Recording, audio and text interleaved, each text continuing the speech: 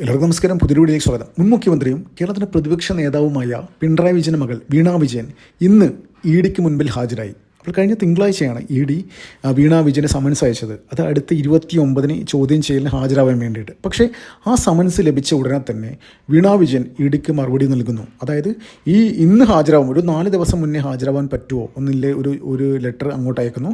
അപ്പോൾ ഇ ഉദ്യോഗസ്ഥർ അവൈലബിൾ ആണ്. അപ്പോൾ അവർ മറുപടി നൽകുന്നു, ഓക്കെ കുഴപ്പമില്ല, നിങ്ങൾ വന്നോളൂ, എപ്പോൾ വേണമെങ്കിൽ വന്നോളൂ, കുഴപ്പമില്ല, നമുക്ക് ചോദ്യം ചെയ്യാം എന്ന രീതിയിൽ. അപ്പോൾ എന്തിനായിരിക്കാം വീണ വിജയൻ അതായത് 4 ദിവസം മുന്നേ ഇഡിക്ക് മുന്നിൽ ഹാജരായത്? അപ്പോൾ കഴിഞ്ഞ ദിവസം തന്നെ രണ്ടാമത് നമ്മൾ ചോദ്യം ചെയ്തപ്പോൾ തന്നെ കേരളത്തിലെ എല്ലാ മാധ്യമങ്ങളും റിപ്പോർട്ട് ചെയ്തൊരു കാര്യമുണ്ടായിരുന്നു.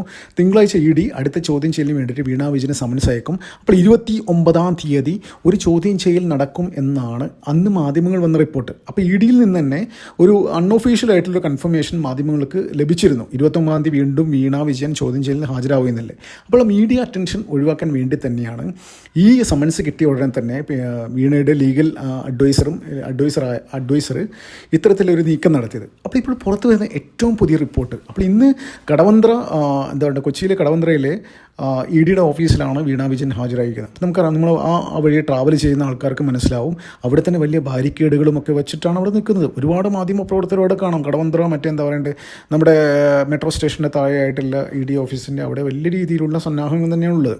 അപ്പോൾ അവിടെ ഇന്ന് വീണ വിജയൻ ഹാജരായി. അപ്പോൾ ഇപ്പോൾ പുറത്തു വരുന്ന റിപ്പോർട്ട് പ്രകാരം ഈ ഇ ഡി ഉദ്യോഗസ്ഥരായാലും അവർക്കും ഫ്രണ്ട്സ് ഉണ്ടാവുമല്ലോ മാധ്യമപ്രവർത്തകരായിട്ടും. അപ്പോൾ ഇ ഡി വൃത്തങ്ങൾ നൽകുന്ന സൂചന പ്രകാരം ഇപ്പോൾ വലിയ ഏറ്റവും പുതിയ ഇമ്പോർട്ടൻ്റ് ആയിട്ടുള്ള അപ്ഡേറ്റ് എന്താണെന്ന് വെച്ചാൽ വീണ വിജയൻ ഇഡിക്ക് മുന്നിൽ പൊട്ടിക്കരഞ്ഞു എന്നാണ്.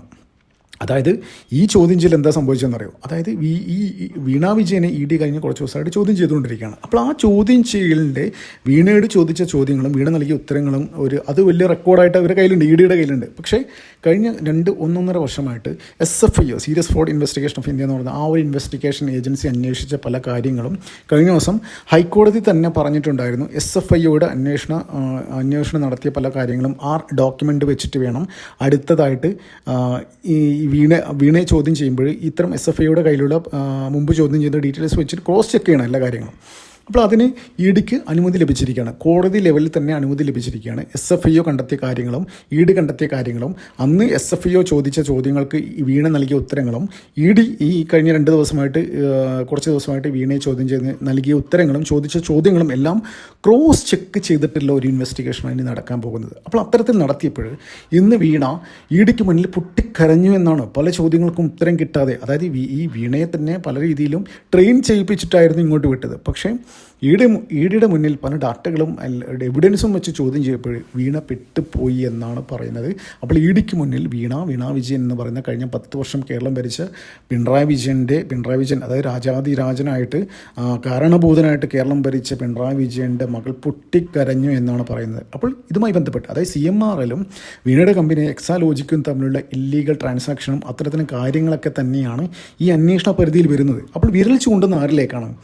സ്വന്തം പിതാവായ കഴിഞ്ഞ 10 വർഷം ഞാൻ നേരത്തെ പറഞ്ഞവർ കാരണഭൂതനായിട്ട് രാജാതിരാജനായിട്ട് കേരളം കഴിഞ്ഞ 10 വർഷം ഭരിച്ച പിണറായി വിജയൻ നേർക്ക് തന്നെയാണ് വിരൽ ചൂണ്ടുന്നത്. അപ്പോൾ അടുത്ത അന്വേഷണത്തിന് നെക്സ്റ്റ് ഫേസ് എന്ന് വെച്ചാൽ പിണറായി വിജയനായിരിക്കും. പിണറായി വിജയനും ഭർത്താവ് മുഹമ്മദ് റിയാസും ഒക്കെ തന്നെയായിരിക്കും.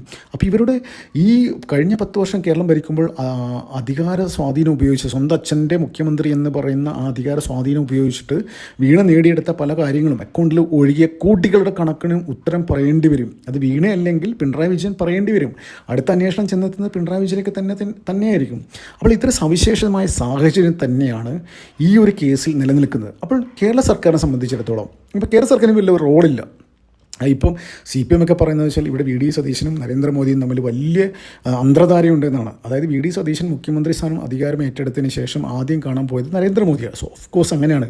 ഇന്ത്യയിലെ എല്ലാ മുഖ്യമന്ത്രിമാരും അധികാരം ഏറ്റെടുത്തതിന് ശേഷം ആദ്യം കാണാൻ പോകുന്നത് പ്രധാനമന്ത്രിയാണ്. കാരണം എന്ന് വെച്ചാൽ ആ സ്റ്റേറ്റിന് എന്തൊക്കെ വേണം എന്നുള്ള ഒരു മാസ്റ്റർ പ്ലാനായിട്ടുമായിരിക്കും പ്രധാനമന്ത്രിയെ കാണാൻ പോകുന്നത് മുഖ്യമന്ത്രി.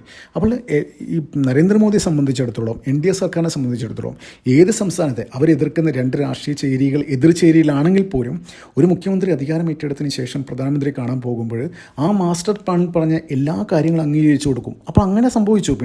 VD സതീശൻ മുഖ്യമന്ത്രി ആയതിനു ശേഷം മോദിയെ കാണാൻ പോയിട്ട് ഒരുപാട് പുള്ളി മാസ്റ്റർ പ്ലാനായിട്ട് പോയ എല്ലാ കാര്യങ്ങളും സാധിച്ചു കൊടുത്തു. കഴിഞ്ഞ ദിവസം തന്നെ നിതിൻ ഗഡ്കരി ഒഫീഷ്യലായിട്ട് പോസ്റ്റ് ചെയ്തു 1800 1800 കോടി രൂപ കേരളത്തിലെ ഹൈവേ വികസനത്തിന് കൊടുത്തു എന്നും അതിനെ സപ്പോർട്ട് ചെയ്തിട്ട് കേരളത്തിലെ മുസ്ലിം ലീഗ് അടക്കം, അതായത് BJP ഏറ്റവും കൂടുതൽ എതിർക്കുന്ന പാർട്ടിയെ മുസ്ലിം ലീഗ് അടക്കം അതിനെ സപ്പോർട്ട് ചെയ്ത് രംഗത്ത് എത്തിയിരുന്നു. അതായത് കേന്ദ്ര സർക്കാർ അതായത് നമ്മുടെ രാഷ്ട്രീയ രാഷ്ട്രീയ വൈര്യം മാറ്റിവെച്ചിട്ടാണ് കേന്ദ്ര സർക്കാർ പെരുമാറുന്നത് എന്ന ലെവലിൽ തന്നെയാണ് മുസ്ലിം ലീഗ് പോലും പറഞ്ഞത്. അപ്പോൾ അത്തരത്തിലുള്ള ഒരു സർക്കാരല്ല കേന്ദ്രത്തിലിരിക്കുന്നത്. അപ്പോൾ എന്തിനായാലും ഈ ഒരു വിഷയത്തിൽ, അതായത് CPM പറയുന്ന മാതിരി കോൺഗ്രസും VD സതീശൻ പറഞ്ഞതുകൊണ്ടാണ് പിണറായി വിജയൻ്റെ മകളെ ടാർഗറ്റ് ചെയ്യുന്നത്, പിണറായി വിജയനെ തകർത്താൽ മാത്രമേ CPM-നെ തകർക്കാൻ പറ്റൂ, അതുവഴി BJPക്ക് അധികാരത്തിൽ എത്താമെന്നാണ് അവർ പറയുന്നത്. ഒരു കാര്യം ആലോചിച്ച് നോക്കി, ഈ എന്താ പറയുക, ഇന്ത്യ മഹാരാജ്യത്ത് ഇന്ത്യയിലെ മഹാഭൂരിപക്ഷം വരുന്ന സംസ്ഥാനത്തും ഭരിക്കുന്നത് BJP-യാണ്.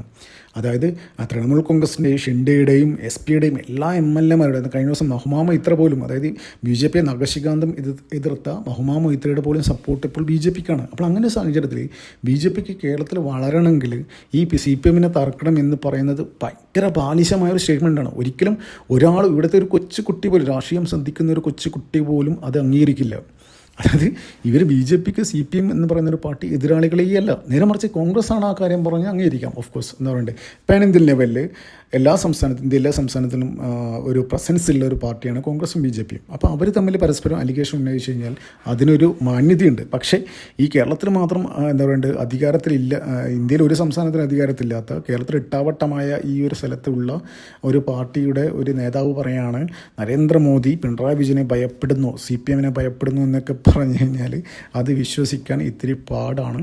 അപ്പോൾ എന്ത് തന്നെയായാലും ഈ ഒരു വിഷയത്തിൽ വലിയ രീതിയിലുള്ള ഒരു ചർച്ച തന്നെ ഉണ്ടായിട്ടുണ്ട്. അതായത് ഈ വീണാ വിജയനെ സംബന്ധിച്ചിടത്തോളം, കേന്ദ്ര സർക്കാരിനെ സംബന്ധിച്ചിടത്തോളം അതിനകത്ത് ഒരു വിഷയം അവർക്കില്ല. വിഷയമില്ലെന്ന് വെച്ച് കഴിഞ്ഞാൽ വീണാ വിജയനെയും CPM-നെയും അവരെ ടാർഗറ്റ് ചെയ്യേണ്ട ആവശ്യം BJPക്ക് ഇല്ല, കോൺഗ്രസിനും ഇല്ല. കോൺഗ്രസിനും അറിയാം, അവർക്കറിയാം, കോൺഗ്രസിൻ്റെ ആ ഒരു നേതാക്കന്മാരും അത് വെച്ച് നോക്കുകയാണെങ്കിൽ അവർക്ക് അറിയാം CPM-ന് തീർന്നു, ഇനി ഇന്ത്യയിൽ അവർ ഒരു കാലത്തും അധികാരത്തിൽ തിരിച്ചെത്താൻ പോകുന്നില്ല, അവർക്ക് ഭീഷണിയല്ല എന്ന് കോൺഗ്രസിനും അറിയാം. അവർക്കൊക്കെ വ്യക്തമായ ധാരണയുണ്ട്. എന്നിട്ട് പോലും ഇവർ ഇത്തരത്തിലും ബാലിശമായ സ്റ്റേറ്റ്മെൻറ്റുകൾ പറയുന്നതെന്ന് വെച്ച് കഴിഞ്ഞാൽ അവർക്ക് പിടിച്ച് വേറെ പറയാൻ കാരണമില്ലാത്തതുകൊണ്ടാണ്. എന്തിനായാലും ഈ വീണാ വിജയൻ സമസ്താപരാധം പറഞ്ഞ് ED-യുടെ മുന്നിൽ കീഴടങ്ങിയിട്ടുണ്ടെങ്കിൽ അടുത്ത അന്വേഷണം ചെന്നെത്തുന്നത് പിണറായി വിജയനിലേക്കാണെന്നുള്ള കാര്യത്തിൽ ഒരു സംശയമില്ല. പിണറായി വിജയനും വീണാ വിജയൻ്റെ ഭർത്താവായ മുഹമ്മദ് റിയാസും ഇതിലേക്ക് അറസ്റ്റിലാവുന്നുള്ള കാര്യത്തിൽ ഒരു സംശയമില്ല.